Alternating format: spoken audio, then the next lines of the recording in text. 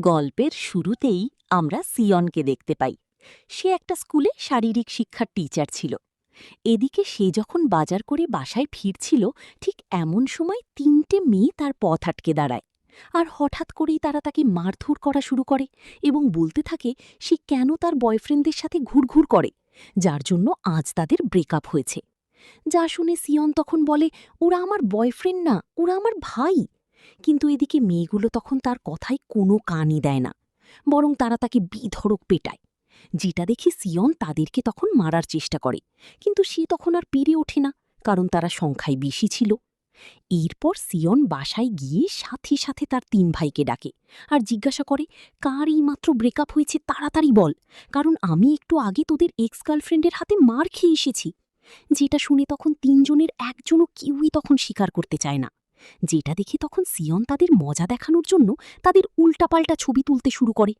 কিন্তু এখানে মজার ব্যাপার তো এটাই ছিল যে সিয়ন যেভাবেই তাদের ছবি তুলছিল না কেন, তাদের প্রত্যেকটা ছবিতেই তাদের খুব সুন্দর লাগছিল, কারণ তারা তিনজনই দেখতে অনেক হ্যান্ডসাম ছিল। যেটা দেখে এবার সিয়নের মাথায় তখন রক্ত উঠে যায়। তাই সে এবার শেষমেশ রেগে গিয়ে তার তিন ভাইকে ধরে তখন ইচ্ছে মতো মারতে শুরু করে এবং তার উপর মারার প্রতিশোধ তোলে। এর পরবর্তী সিনে আমরা একটি ফ্ল্যাশব্যাক দেখতে পাই, যেখানে সিয়নের মা আরেক লোকের সাথে বিবাহ বন্ধনে আবদ্ধ হয়, যার কিনা আগে থেকেই দুইটা ছেলে ছিল। কিছুদিন পর তাদের ঘরে আরও একটা ছেলে সন্তান আসে। কিন্তু যখনই সিয়নের ভাইগুলো বড় হতে শুরু করে, সিয়নের জীবনটা আস্তে আস্তে একটা দোজক হয়ে যেতে শুরু করে। কারণ তাকে মানুষ অনেক ফুল বা গিফট দিত, কিন্তু তার জন্য নয়, বরং তার ভাইদের জন্য। এসব দেখে ও হ্যান্ডসাম ছেলেদের প্রতি খুব বিরক্ত হয়ে যায়, কারণ তার মনের মধ্যে থাকে যে হ্যান্ডসাম ছেলেরা মাথা ব্যথা করা ছাড়া আর কিছুই করতে পারে না। তাই সে মনে মনে তখন প্রমিস করে জীবনে কখনো সে হ্যান্ডসাম কোনো ছেলেকে ডেট করবে না।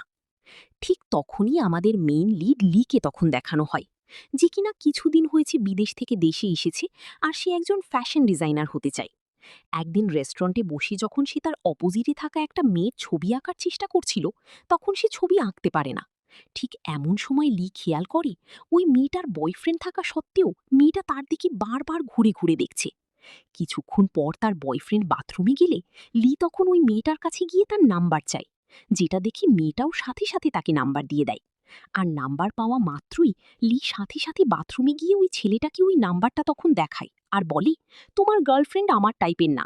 যা দেখি ছেলেটা পুরো শকড হয়ে যায়। ওয়াশরুম থেকে বের হয়ে লি তার ফ্রেন্ডের জন্য অপেক্ষা করছিল।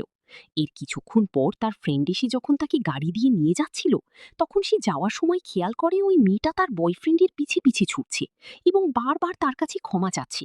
কিন্তু ছেলেটা কিছুতেই তাকে ক্ষমা করছে না।